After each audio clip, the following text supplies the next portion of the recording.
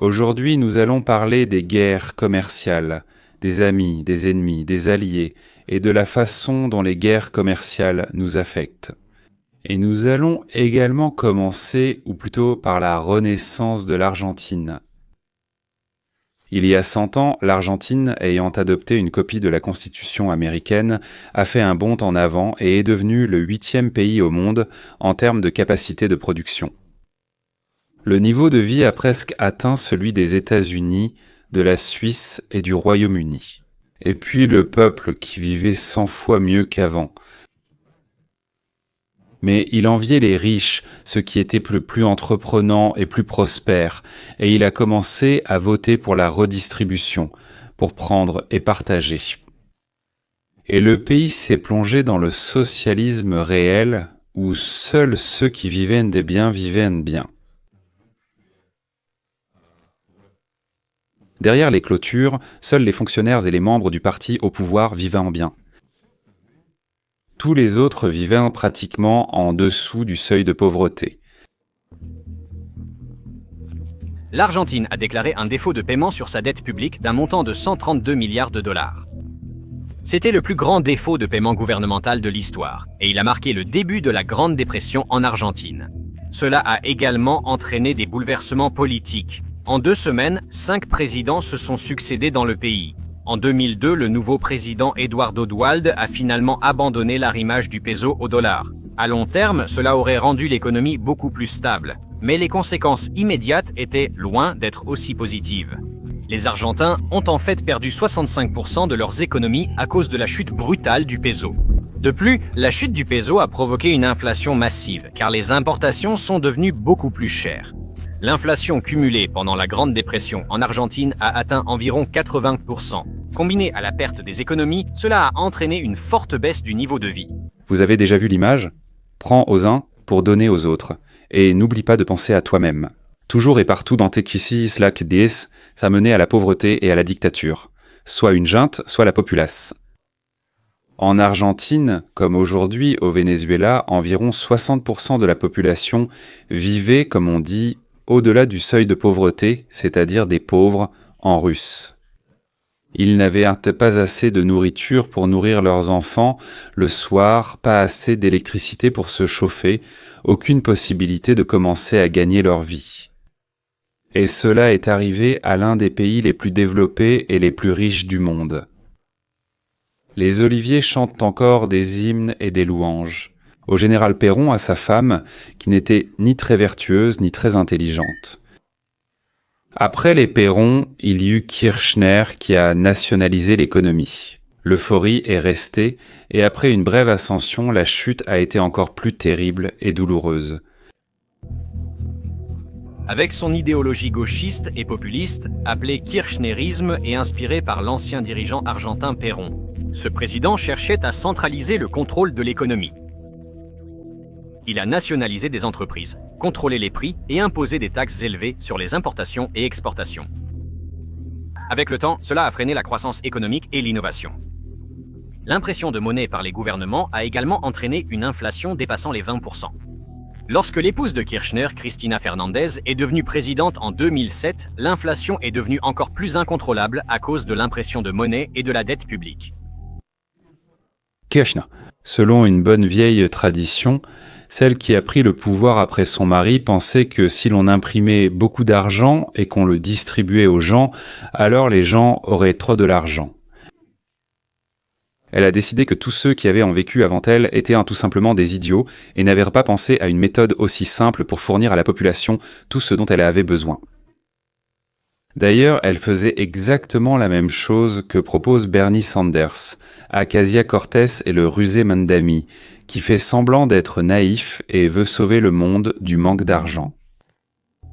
Plus tard, les conséquences d'une mauvaise gestion des finances publiques se sont manifestées lorsque le pays a fait défaut sur sa dette en 2014. C'est-à-dire 100 ans de cauchemar, 100 ans. 4 générations, mesdames et messieurs. Les Argentins ont voté pour les 12 promesses des socialistes qui ne changeaient même pas leurs promesses. Pourquoi les changer si elles fonctionnent ? Le peuple stupide criait « Hurrah !», oubliant complètement ce qui lui arrivait. En réalité, cela se produit à cause de la réalisation de ces mêmes promesses pour lesquelles ils votent joyeusement encore et encore, encore et encore, encore et encore. Les 100 dernières années ont été incroyablement déprimantes pour le pays. Depuis 1910, le pays est passé de 80% du produit intérieur brut par habitant des États-Unis à seulement 30%. Aujourd'hui, si l'on regarde les siècles passés, une chose devient claire, le pays a eu une politique gouvernementale désastreuse. Les dirigeants militaires ne se souciaient absolument pas de l'économie, car ils étaient trop occupés à conserver le pouvoir. Au XXe siècle, l'Argentine a été dirigée par plus de généraux que de civils, et leurs coups d'État anticonstitutionnels ont entraîné une énorme instabilité politique. Évidemment, cela a fait du pays un mauvais endroit pour investir et faire des affaires, car il n'y avait ni loi ni ordre. Cependant, les politiciens n'étaient pas meilleurs. De nombreux dirigeants populistes, à commencer par Perón, souhaitaient une planification économique centralisée et s'immisçaient dans le fonctionnement des marchés. Ils subventionnaient des choses comme la nourriture et l'énergie, imposèrent des plafonds de prix sur les marchés et lancèrent des programmes d'aide sociale coûteux. Tout cela était financé par l'émission de dette publique via la Banque centrale. L'Argentine a connu un déficit budgétaire durant les 123 dernières années, un fait incroyable. Pendant 113 de ces années, et chaque nouveau dirigeant promettait de résoudre les problèmes économiques créés par le précédent. Mais eux utilisèrent des outils à court terme, comme l'impression de monnaie et la dette publique. Cela a provoqué des phases d'hyperinflation et, au final, 9 défauts de paiement de l'État. Comme on peut le voir sur ce graphique de la croissance du produit intérieur brut, cela a également provoqué d'énormes hauts et bas dans l'économie argentine. Tous les 2 à 4 ans, le pays passait d'une croissance presque à 2 chiffres à de profondes récessions. Ces cycles extrêmes ont tué les entreprises en Argentine et détruit les opportunités économiques. Et enfin, l'Argentine a eu de la chance. Était-ce grâce à un ticket de tramway ou simplement parce que les gens en avaient assez de vivre dans la misère? Bien que, je pense que par hasard, le peuple ne comprend pas le lien entre la politique et l'économie et vote pour le timbre de la voix ou pour la rondeur des fesses. Là, ils ont eu de la chance. Plus d'intervention étatique implique une croissance économique, une innovation et une productivité réduite. Des choses comme la surréglementation, la bureaucratie excessive et la redistribution des ressources par l'État rendent l'économie moins efficace. Personne ne comprend ces problèmes mieux que Javier Milei. Il a écrit une dizaine de livres sur l'économie défaillante de l'Argentine. Il a donné d'innombrables interviews et est apparu à la télévision. Et finalement, il s'est présenté à l'élection présidentielle de 2023. Pour résoudre ce problème, il a dû rivaliser avec des politiciens de l'establishment de gauche. Mais il a gagné de manière surprenante. Il appelait l'État un cancer et disait « l'État est l'ennemi ». Il affirmait aussi que l'inflation est un vol du peuple, à un moment où l'inflation atteignait à nouveau son sommet. À l'antenne, il déclarait que les bureaucrates d'État sont des rats et des parasites et qualifiait les politiciens socialistes soit d'ignorants, soit de malveillants. Javier Milei rejetait la faute des problèmes de l'Argentine sur la gauche et proposait une solution radicale, l'instauration du libre marché. Apparaissant constamment à la télévision, Javier Milei a écrit plusieurs livres, tels que Le chemin du libertarien et La fin de l'inflation. Mais surtout, Javier Milei a présenté un plan pour sauver l'Argentine de la crise dans laquelle elle se trouvait. Ses propositions politiques se résument à 2 choses, moins d'État et plus de liberté. Bien que n'étant pas le premier libertarien dans la politique argentine, il est incontestablement le plus radical. Il a dit des choses comme « L'État est le principal ennemi de la société et l'État est une organisation criminelle qui vit du vol ». Dans son monde idéal, le gouvernement devrait être un État gendarme. Ses seules fonctions seraient la protection des droits individuels, la défense nationale, la lutte contre la criminalité et le maintien des relations extérieures. Toutes les autres fonctions de l'État, comme l'éducation, la santé ou la sécurité sociale, selon cette idéologie, devraient être privatisées ou supprimées. Cette mesure fait partie de la politique de la tronçonneuse visant à supprimer toutes les branches du pouvoir jugées superflues. Javier Milei a promu cette idée en apportant une tronçonneuse à ses rassemblements, ce qui avait l'air assez fou. Et surtout, la réduction de la taille de l'État permettrait à l'Argentine de diminuer les dépenses publiques. Les prédécesseurs de Javier Milei dépensaient environ 40% du produit intérieur brut annuel via l'État, principalement pour les programmes sociaux et les subventions, notamment dans l'énergie.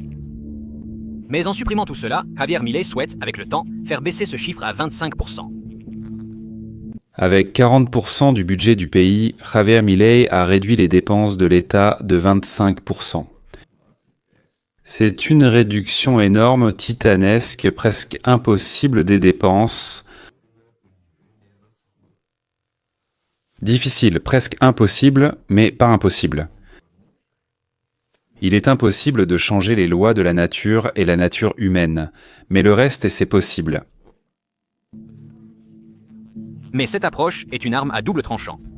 D'un côté, cela permet à l'Argentine de réduire les impôts et d'éliminer la source de l'inflation, favorisant la croissance économique et la prospérité. De plus, la majorité pense que le marché libre est plus efficace que l'État et qu'une intervention gouvernementale réduite offre plus de liberté aux entreprises. Mais la réduction du soutien de l'État peut avoir un impact négatif sur les personnes des classes inférieures et moyennes, car le gouvernement réduit les programmes sociaux et les subventions. Cela affectera aussi les fonctionnaires qui risquent un licenciement ou une baisse de salaire. Dans l'ensemble, la réduction des dépenses publiques fait partie de la soi-disant thérapie de choc de Milei. À court terme, cela entraînera des bouleversements, mais selon Milei, à long terme, cela apportera plus de bien-être.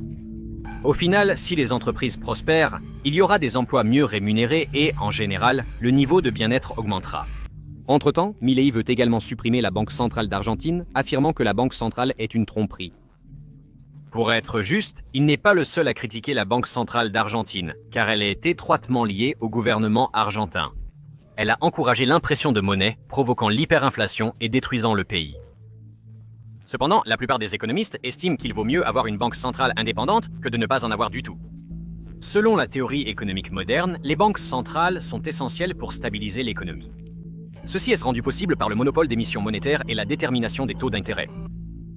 En termes simples, la banque centrale crée littéralement de l'argent à partir de rien et décide des taux d'intérêt qui doivent être appliqués à cet argent. Autrement dit, les banques centrales, les réserves fédérales comme aux États-Unis, sont à l'opposé du marché libre, peuvent parfois être un facteur positif à court terme, mais sont toujours destructrices pour l'économie à long terme. Supprimer la banque centrale est une mesure radicale, mais ce n'est pas l'idée la plus extrême selon Milei. Il pense également que l'économie argentine a besoin d'être dollarisée. Il veut reconnaître le dollar et d'autres monnaies mondiales comme moyen de paiement légaux. Cette approche est différente de l'arrimage du peso au dollar, une mesure déjà tentée auparavant et considérée comme un échec retentissant par la plupart des économistes. Milei a annoncé que la concurrence entre les monnaies serait autorisée. Il a aussi dit qu'un jour, avec l'abondance de dollars dans l'économie, il serait peut-être possible de fermer la banque centrale. Et si ce jour-là je suis toujours au pouvoir, ne doutez pas que je la fermerai. C'est parce que la banque centrale ne contrôle que le peso et n'a aucun pouvoir. Dans une économie dominée par le dollar, l'Argentine ne serait pas le premier pays d'Amérique latine à adopter le dollar américain, puisque l'Équateur, le Salvador et le Panama l'ont déjà fait. Globalement, le dollar américain a stabilisé ces pays. Paix avec ce que tu veux. Aujourd'hui, n'importe quelle banque convertit rapidement n'importe quelle devise en une autre, mais alors le pouvoir de la banque centrale deviendra insignifiant et cessera d'entraver le libre marché. Milei et moi, Milei et je m'excuse, nous ne sommes pas d'accord seulement sur ce point. Comme Milei, j'ai écrit des livres disant que les gauchistes sont soit des idiots, soit des salauds. Il n'y a guère de troisième option, sauf d'être à la fois idiot et salaud. L'État, ai-je écrit dans l'introduction de mon livre Capitalisme 1.01, est l'ennemi du citoyen, l'oppresseur, l'ennemi de tout progrès. Quoi que fasse le gouvernement, le résultat est toujours à l'opposé de l'objectif initial. En comptant mes livres, Rudy Giuliani, Michel Bachmann, Sarah Palin et de nombreux autres politiciens libéraux au sens classique du terme, c'est-à-dire libertariens aujourd'hui, étaient peu d'accord avec moi. Au fait, vous trouverez ci-dessous un lien vers ce livre, vous pourrez l'obtenir pour 0 $ et 0 centimes. C'est un prix sérieux. Je comprends, pensez-y et discutez-en avec vos proches. Tout simplement parce que je veux que vous receviez gratuitement des histoires quotidiennes sur la façon de transformer le monde à l'intérieur de votre système, à l'intérieur de notre société et aussi au sein de votre famille d'ailleurs. Et comment, en parallèle, construire votre présent, où la vie de votre famille sera meilleure, plus riche et plus sûre. Donc en bas, l'abonnement gratuit aux livres et aux projets vidéo. Et comme je l'ai déjà dit, chaque jour des histoires, des anecdotes, des récits de 10 minutes.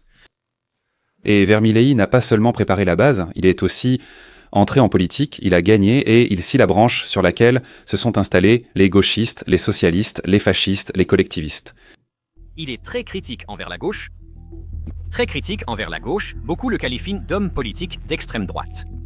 Milei pense que si vous avez des opinions de gauche, vous êtes une personne horrible. Il pense aussi que le socialisme est un système meurtrier qui n'apporte que de la souffrance.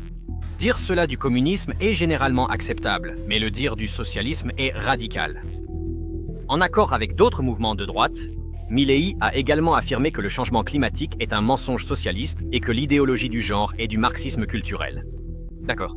Les propos de Milei ont été vivement critiqués par les médias et ses opposants, lui valant le surnom d'El Loca ou le fou. Cependant, sa haine envers le gouvernement et l'élite de centre-gauche était extrêmement populaire en Argentine. Après tout, imaginez simplement ce que c'est que de vivre dans un pays qui est en déclin depuis des décennies. De nombreux Argentins des classes inférieures et moyennes ne se préoccupent pas des propos des médias ou des politiciens de gauche. Ils désirent seulement du changement. Un an après son entrée en fonction en tant que président, il est maintenant possible d'évaluer les performances de Milei. D'un point de vue politique, l'opinion sur ses actions diverge évidemment fortement. Ainsi, contrairement à Trump, qui est à la Maison-Blanche depuis 6 mois, Milei est à la tête du gouvernement depuis déjà 1 an. Qu'est-il donc arrivé en 1 an de transition du pays des rails du socialisme vers le libre envol du marché libre ? Le président argentin ressemble au nouveau président américain Donald Trump, y compris sur des sujets non économiques. Il s'est retiré de l'Organisation mondiale de la santé, veut lutter contre l'immigration illégale et cherche à renforcer l'ordre public.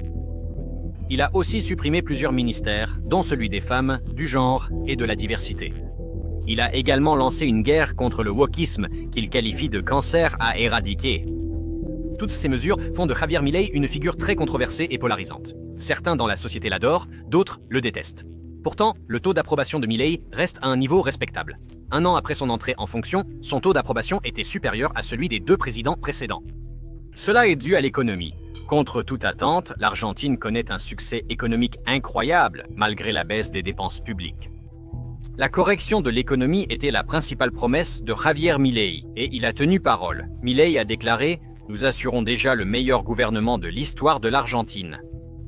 Croyez-le ou non, les indicateurs économiques ne mentent pas. L'Argentine a quitté une récession de 2 ans débutée en 2023 et son avenir semble prometteur. L'Organisation de coopération et de développement économique prévoit une croissance du produit intérieur brut de 5,2% en 2025 et de 4,3% en 2026. Cette reprise économique s'est produite beaucoup plus rapidement que prévu et, surtout, elle a eu lieu alors que Milei a réduit le budget de l'État d'environ 31%. Cela représente plus de 10% du produit intérieur brut, un niveau sans précédent dans l'histoire de l'Argentine. Le pays a donc enregistré son premier excédent budgétaire en 14 ans, lui permettant de commencer à rembourser ses dettes et d'être plus responsable financièrement. C'est une énorme différence par rapport à l'administration précédente. Autrement dit, le gouvernement a dépensé moins qu'il n'a reçu et a commencé à rembourser ses dettes. Ce que nous attendons vers la 3e année de Trump, mais pourquoi cela a-t-il été possible là-bas en 6 mois, alors que chez nous, c'est à la 3e année ? Parce que, premièrement, nous devions injecter d'énormes sommes dans l'armée, et deuxièmement, d'énormes sommes dans la frontière. L'arrêt à la frontière, et encore plus, disons, le rassemblement de ceux qui avaient déjà franchi la frontière, et l'expulsion de millions de clandestins de notre pays. En 2023, le déficit a atteint 4,4% du produit intérieur brut. Les économistes sont surpris, car selon la théorie économique moderne, le gouvernement doit augmenter les dépenses pour sortir de la récession. Une forte réduction des dépenses peut en réalité nuire à l'économie et provoquer une nouvelle récession. Cependant, la thérapie de choc a largement fonctionné, car le secteur privé s'est développé si rapidement qu'il a compensé la réduction des dépenses publiques. Pendant ce temps, la cote de popularité de Milei demeure parmi les plus élevées au monde. Dans une interview, Milei a déclaré « J'ai un taux d'approbation de 50%, après avoir mené le programme d'austérité le plus vaste de notre histoire. » C'est un véritable miracle. De surcroît, l'inflation a fortement baissé. Quand Milei a pris le pouvoir, le pays subissait une hyperinflation avec un taux annuel supérieur à 200%. L'inflation est au plus bas depuis 5 ans car Milei a cessé d'imprimer de la monnaie. Évidemment, la gauche est furieuse. On leur a retiré leurs sources de profit. Leur politique leur remue, leur économie tuée peu l'Argentine. Maintenant, tout cela a été annulé et les gens commencent à s'en sortir. Les gens commencent à comprendre que les bonnes intentions des socialistes ont littéralement pavé la route vers l'enfer. C'est vrai, le peuple est naïf, et il croira immédiatement le prochain beau parleur qui leur promettra de l'argent poussant sur les arbres. Mais pour l'instant, je dirais ceci. Les citoyens d'Argentine semblent se réjouir il s'avère qu'il est aussi possible d'organiser une vie normale dans leur pays. Au tout début de son mandat, Milei a supprimé 13 agences gouvernementales et 30 000 fonctionnaires fédéraux ont perdu leur emploi, ce qui représente environ 10% de la main-d'œuvre fédérale. Milei affirmait en avoir licencié encore plus, déclarant que 50 000 personnes avaient été renvoyées. Le gouvernement ne renouvelle plus non plus les contrats. En conséquence, le taux de chômage a d'abord augmenté d'1%. Les fonctionnaires restants ont vu la valeur de leur salaire diminuer en raison de l'inflation et du gel des augmentations de salaire. L'idée de Milei est que la réduction des dépenses publiques et la baisse des impôts peuvent stimuler la croissance économique et que les personnes licenciées pourront trouver un emploi dans un secteur privé en expansion. Cependant, beaucoup ont du mal à s'adapter, en particulier les personnes pauvres en Argentine qui ont beaucoup souffert. Le problème, c'est que les bureaucrates sont habitués à ne rien faire. Ils n'arrivent pas à se réadapter et ils détestent le nouveau gouvernement à cause de leurs problèmes. 42% de la population de l'Argentine vivait donc avant Milei et il y a encore un an en Argentine dans la pauvreté. On leur distribuait et on leur jetait de la nourriture, des médicaments et bien sûr de la drogue s'ils disaient qu'en soi qu'ils ne pouvaient pas vivre sans. Si vous voulez voir comment ça se passe, venez à Los Angeles, on vous montrera volontiers, comme on dit. Pendant la réforme, 3 millions de personnes supplémentaires sont passées dans cette catégorie, mesdames et messieurs, et la pauvreté a atteint 53% de la population. C'était la principale critique envers le gouvernement de Vilella. Il a réduit les subventions et le financement des services sociaux. Le niveau de pauvreté, déjà terrible, s'élevait à 42% lorsqu'il est arrivé au pouvoir. Au premier semestre de l'année 2024, ce chiffre est passé à 53%, ce qui a fait basculer entre 3 et 4 millions de personnes dans la pauvreté. De nombreux experts et journalistes ont condamné le président argentin pour cela. Mais cela remonte à 6 mois. Les réformes bilianes ont commencé à porter leurs fruits, elles ont commencé à fonctionner. Le secteur privé a commencé à créer des emplois et les chômeurs s'y sont dirigés, affirmant qu'il trahit les pauvres. Pendant un certain temps, de violentes manifestations ont eu lieu à Buenos Aires contre les décisions économiques du gouvernement, mais la situation s'apaise déjà. Selon des estimations privées, le taux de pauvreté a chuté à 37% au second semestre 2024, un niveau inférieur à celui observé à l'arrivée au pouvoir de Milei. Et cela signifierait que plus de 7 millions de personnes sont sorties de la pauvreté en 6 mois. Il y a plusieurs raisons à cela. 7 millions de personnes sont sorties de la pauvreté. Les fonctionnaires qui n'ont pas été licenciés ont commencé à travailler beaucoup mieux, comprenant qu'ils pouvaient être renvoyés. Et d'ailleurs, le vol a diminué, tout comme chez nous. Dans son discours du Nouvel An, le président a également déclaré que son administration apportait un soutien social beaucoup plus efficace. Sous les administrations précédentes, il y avait beaucoup de gaspillage de fonds publics. La réduction des dépenses ne réduit pas toujours le soutien aux pauvres.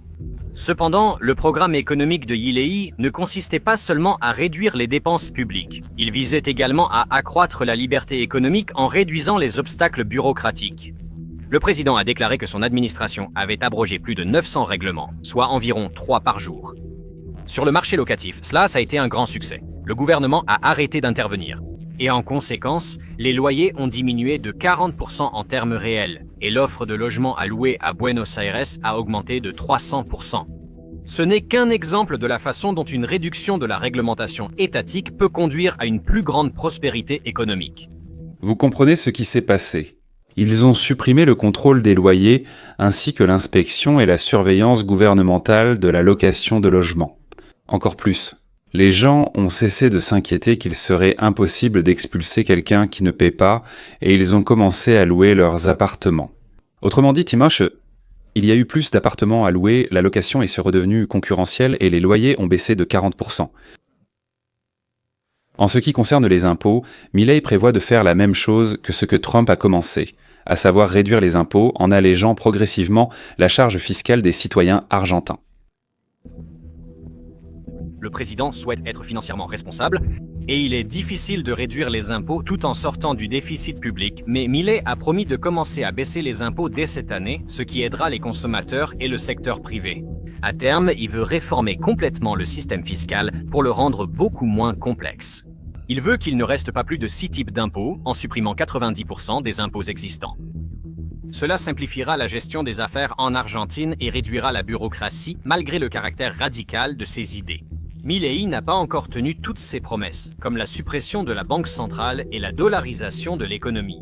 La raison en est que cela déstabiliserait trop l'économie, au point que Milei perdrait le soutien et serait probablement destitué. La réduction des dépenses publiques a été une étape difficile et douloureuse. Néanmoins, certains anarcho-capitalistes ont été déçus par Milei, car ils voulaient qu'il passe à l'abandon tout de suite après son entrée en fonction. Le président a répondu « Nous sommes tous des libéraux libertariens, pas des libéraux idiots ». Mais il n'a pas renoncé à ses projets. Beaucoup de choses vont encore changer dans les prochaines années. Cela pourrait conduire à un succès économique encore plus grand, mais la politique du président pourrait aussi échouer si elle devient encore plus radicale. Selon Milei lui-même, la différence entre un fou et un génie, c'est le succès. Cet homme pourrait entrer dans l'histoire comme El Loca, ou comme l'homme qui a sauvé l'Argentine de son long déclin. On dit qu'il n'y a qu'un pas du génie à la folie. Si les changements avaient eu lieu plus lentement, les gauchistes auraient sans réussi à chasser Milei du palais présidentiel. Mais ils ont eu lieu à temps et aujourd'hui, il est ça le héros de l'Argentine. Milei a encore prouvé que lorsqu'un individu obtient la liberté et avec elle la responsabilité de son destin, il travaille 100 fois mieux que lorsqu'il sait qu'on ne le laissera pas sombrer. Alors la plupart d'entre nous se détendent, se reposent, ne s'inquiètent pas et, avec toute la société, sombrent dans la stagnation. Milei et Trump comprennent que seul un système qui correspond à la nature humaine, un système dans lequel il n'est pas nécessaire de remodeler les qualités humaines, seul un tel système apporte à la société une vie normale, assurée et protégée.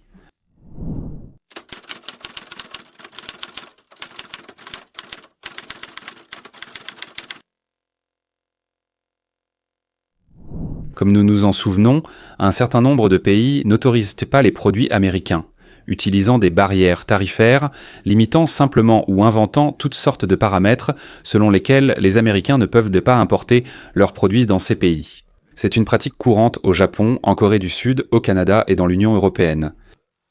Le délai que Donald Trump avait donné pour les négociations est passé, et conformément à son avertissement, Donald Trump a informé plusieurs pays que, n'ayant pas reçu de propositions réalistes de leur part, il leur a unilatéralement augmenté les tarifs. S'ils répondent de la même manière, alors de son côté, Donald Trump est prêt à augmenter les droits de douane sur n'importe quel produit jusqu'au ciel. Donald Trump ravive à nouveau la guerre commerciale mondiale par cette démarche. C'est vraiment très important. Je veux dire que cette semaine, il a envoyé près d'une vingtaine de lettres similaires à d'autres pays, signalant son intention d'imposer pour eux des tarifs stupéfiants à partir du 1er août. Maintenant, il vise certains des plus grands partenaires commerciaux de l'Amérique, l'Union des républiques socialistes soviétiques, le Mexique. Hier, c'était le Canada. Ils recevront un tarif de 35%. Donald Trump dit qu'il cherche à obtenir des conditions équitables dans le commerce et il a publié un message sur son réseau social pour justifier cette action envers l'Union européenne.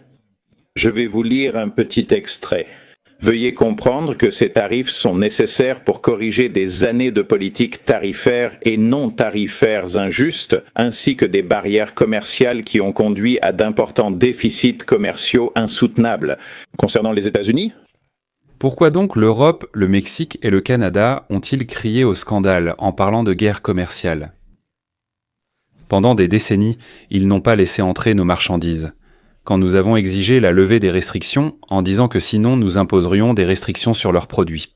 Tout à coup, il s'est avéré que c'était cela, les actions militaires de Trump contre le monde entier.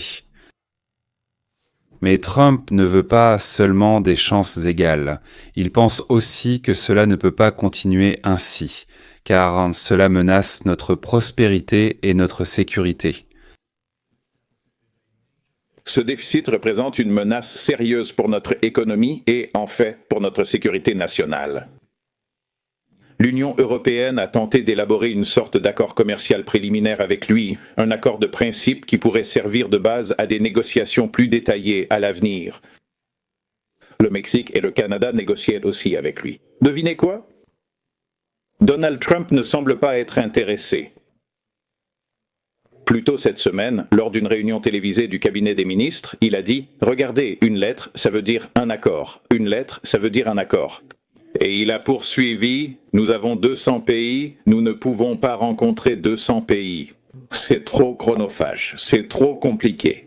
Donc, je pense que la question pour l'Union européenne et les autres, c'est que doivent-ils faire? Comment doivent-ils réagir? Doivent-ils même réagir tout court? L'Union européenne a déjà préparé. Ils ont déjà une sorte de paquet de mesures de riposte. Ce paquet est en quelque sorte prêt. Il attend son heure. Son coût s'élève à environ 21 milliards d'euros, mais il préférerait ne pas l'utiliser. Et je pense que cela s'est reflété dans la réaction d'aujourd'hui de la commissaire Ursula von der Leyen. Je vais en citer un extrait maintenant.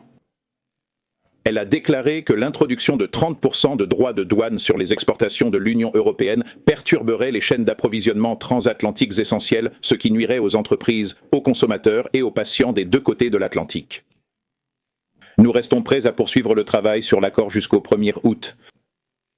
Parallèlement, nous protégerons les intérêts de l'Union européenne, y compris par des mesures de rétorsion proportionnées. Et si nécessaire, point final. Le point clé se trouve à la fin. Ils ne veulent pas recourir à cela, sauf si c'est nécessaire. Et je pense qu'il serait erroné d'affirmer que les Européens ont tous la même position sur cette question. Les Allemands tenteront de protéger leur base industrielle. Le ministre allemand de l'économie a déclaré aujourd'hui « Nous devons rapidement parvenir à une solution pragmatique. Ils veulent éviter une guerre commerciale avec les États-Unis. » Le problème de l'Europe, c'est que les différents pays de leur union ont des intérêts différents. Et comment ils vont les concilier reste totalement incompréhensible pour l'instant. Je dirais, Trump, il y a 200 pays, nous trouverons des partenaires. Ah d'ailleurs, pour ceux qui ne se dépêchent pas, il y a une surprise. Ils ne paieront pas 10% d'impôts de base comme ceux qui se sont dépêchés. 15, peut-être même 20%. Trump joue le rôle d'un type un peu déséquilibré, un peu fou, totalement imprévisible, qui peut, puisqu'il est imprévisible, ruiner l'économie de n'importe quel pays sans sourciller. Ensuite, le président a également déclaré hier qu'il allait fixer un nouveau taux d'imposition de base à 15 ou 20%. Voici la citation qu'il a donnée. « Nous allons simplement dire que tous les autres pays devront payer, que ce soit 20% ou 15%. Nous allons décider cela maintenant. Si on regarde bien, le taux de base est actuellement de 10%, n'est-ce pas? Le tarif général pour tout le monde est de 10%. Quelles seront les conséquences de cela? Comment cela influencera-t-il la guerre commerciale? Si maintenant on peut dire tout le monde partout dans le monde et les marchés étaient prêts et déjà habitués au taux de base de 10%. Alors, qu'est-ce que cela change vraiment? Et je pense qu'une partie de cette question nous ramène au début, à savoir tout ce qui s'est passé au cours des dernières 24 heures. Ces derniers jours, les taux tarifaires ont changé assez brusquement. Et si l'on regarde où nous en sommes maintenant par rapport à janvier, nous avons vu plus de 60 annonces différentes concernant les tarifs. Les taux tarifaires ont fluctué, augmentant puis diminuant. C'est le ressenti qu'on avait. Mais entendre un chiffre précis impressionne. Et il s'avère que nous sommes dans une situation où il ne s'agit pas seulement de l'impact sur les consommateurs, mais aussi de l'impact sur les entreprises qui essaient de prendre des décisions d'investissement. Comment peuvent-ils comprendre où tout cela va mener? Les entreprises disent qu'elles sont paralysées. Et c'est logique, n'est-ce pas? Parce que est-ce qu'il vaut la peine de relocaliser la production aux États-Unis si, disons, dans quelques mois ou même semaines, des droits de douane sont imposés sur ces pays et que les taux de droits de douane se retrouvent plus bas? Est-ce qu'il vaut vraiment la peine d'investir, si on parle vraiment de la Chine, est-ce qu'il faut investir dans la production au Vietnam ou en Inde? Parce que ce sont ces pays avec lesquels nous avons en fait des relations plus alliées en tant que partenaires commerciaux. Et si tout cela, en fait, n'est fait que pour augmenter les revenus, si on parle du fait que la semaine dernière, nous avons eu un énorme projet de loi sur les impôts et les dépenses qui a augmenté le déficit et que maintenant, nous devons trouver des revenus pour compenser cela, ces taux tarifaires élevés ne cesseront d'augmenter. Mais on peut ajouter qu'il existe actuellement un exemple clair montrant que cela n'a rien à voir avec la politique économique ou la collecte des recettes. Si on parle du Brésil, c'est vrai. Donc, nous avons la menace d'imposer un tarif contre le Brésil. Et le président dit clairement qu'il utilise ce tarif pour aider un allié politique sans rien mentionner à propos de la politique économique. Voici l'excédent commercial avec le Brésil. Et c'est tout. Voilà pourquoi, en tant qu'économiste, j'ai été quelque peu déçue par la façon dont cette administration se focalise sur les déficits commerciaux. Parce que j'ai un déficit commercial avec eux et c'est une bonne chose car je peux aller là-bas et acheter de la nourriture. Mais si vous pensez vraiment que les déficits commerciaux sont en quelque sorte le problème central, alors imposer un tarif de 50% à un pays avec lequel nous avons eu un excédent commercial ces 15 dernières années ne correspond pas vraiment à cette logique d'explication. J'écoute toutes ces évaluations d'experts et je me dis qu'elles sont vraiment stupides. Ils ne comprennent pas ce que Trump dit à tous les producteurs. Les gars, fabriquez tout ici. Chez nous, ici, nous sommes ici, à l'intérieur. Nous baissons les impôts, nous améliorons la situation pour ceux qui construisent et produisent en ont ici. Nous supprimons les restrictions, nous aidons à obtenir des licences, nous rendons la situation prévisible et bonne. Et pour ceux qui veulent produire là-bas, importer ici et nous vendre afin d'emporter l'argent de notre pays. Eh bien, merci beaucoup, mais nous rendons cette situation imprévisible. Pour qu'il soit pratique et qu'on ait envie de produire, chez nous ce serait peu pratique et on n'aurait pas envie d'importer. Oui, nous avons produit à moindre coût là-bas, mais il faut ensuite transporter, ce qui n'est pas très cher non plus.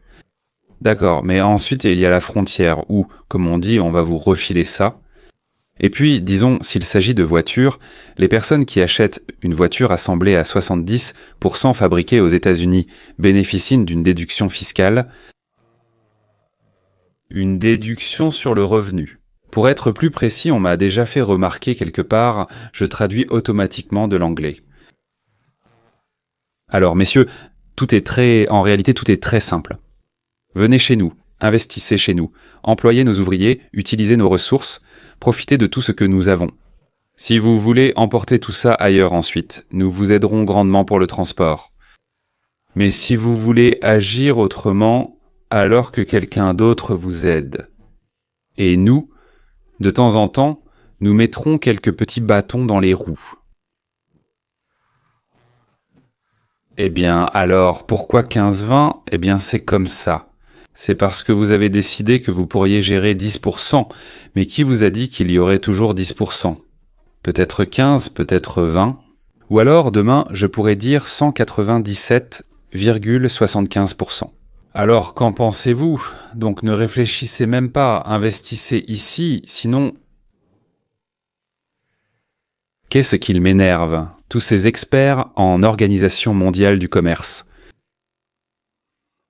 J'ai compris, ils n'ont simplement pas de cervelle. Et il y a des données accumulées dans la matière grise de leur cerveau, traitées par quelqu'un d'autre. Ensuite, on sait, ils les ont lues ou apprises, donc c'est quelque part, ou quelqu'un leur a raconté. Et ils les ont soigneusement rangées en là-bas. Et maintenant, tout ce qu'ils savent pas faire, c'est aller dans leurs réserves et en sortir des informations, mais ils n'arrivent pas à réfléchir. Je pense que c'est parce que, depuis l'enfance, ni dans les écoles américaines, ni dans les écoles européennes, on apprend à réfléchir. Par exemple, on leur apprend à sauter en hauteur ou en longueur. Additionner 2 plus 2. Voici 2 boîtes, et encore 2 boîtes, 2 pommes et encore 2 pommes. C'est ce qu'on enseigne. Mais il faut aussi apprendre à penser. C'est un processus complexe, un processus difficile. On ne lui enseigne pas le Seigneur. Je ne sais pas comment se termineront les négociations avec les socialistes du Canada ou avec les socialistes de l'Union européenne. Je ne sais pas ce qui va se passer le 1er août avant ou après, ou bien, pour ainsi dire, si cela va encore être reporté au 2 septembre ou à une autre date. Je ne sais qu'une chose. En Amérique, les investisseurs affluent, des plus petits aux plus grands. Et c'est exactement ce que nous voulons, vous et moi. Eh bien, voilà, c'est tout. Merci de votre écoute. À bientôt.